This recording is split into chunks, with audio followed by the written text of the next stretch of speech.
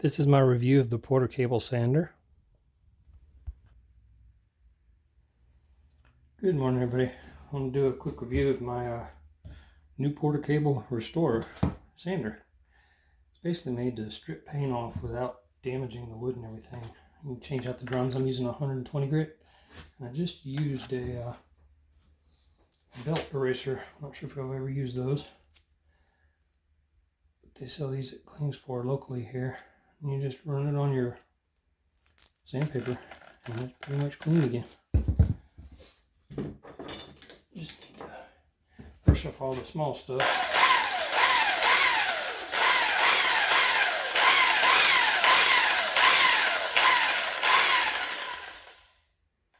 And it's pretty much back to new. But I've got a Maker Faire coming up, and I've taped this off and painted it. So I've got to go back in and hit this with the sander. I've already done one of them. Got the other white one screwed down.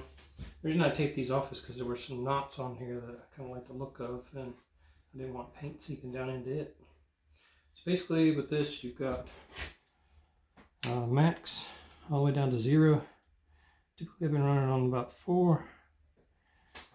Got a trigger, and you got a trigger lock. You release the clips here, one stays on, and you take the drum off with the sandpaper. It comes with assortments, and I bought a box of 120. It's funny, Lowe's didn't even have the sandpaper in their computer yet, but they sold it to me. I had to add it. So when you do this, you just run it back and forth. Basically, I just let the weight of the unit rest on the board and just put a little pressure to keep it from hopping. But we'll get this cleared out. Got to sand these two and then hit them with some lacquer and put some hanging hardware on the back.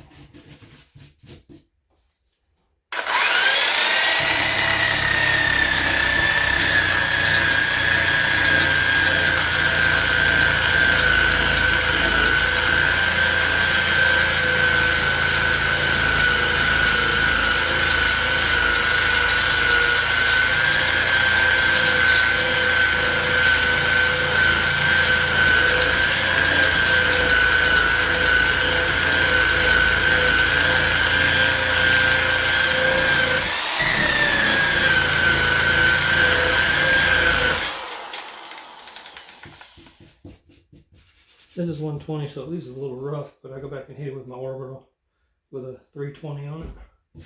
It smooths it out. This just knocks the paint off the wood, which is what I'm wanting.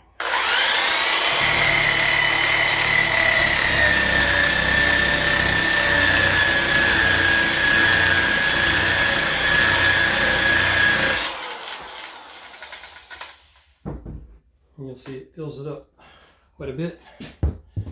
But when you go to use the eraser, basically I just wedge it in right here. Just see how it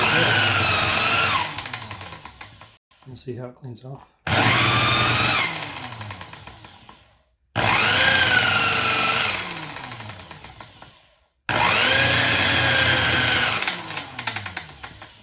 You'll see how clean it is compared to what it was.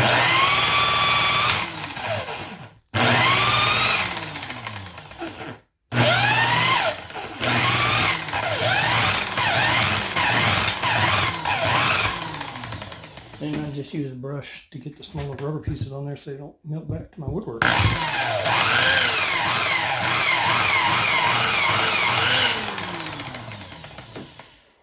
Yeah, it's ready for next.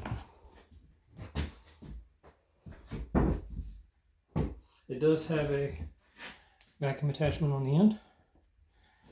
I just have my radio selection hooked up to my CNC at the moment, which I use a large rigid 6.5 horsepower with a dust topper. And that runs up to my router on my CNC. But you see the wood here. I took the paint off, and I just go back in and hit it with my orbital with a fine grit and hit it with some lacquer. If you have any questions, just post them below.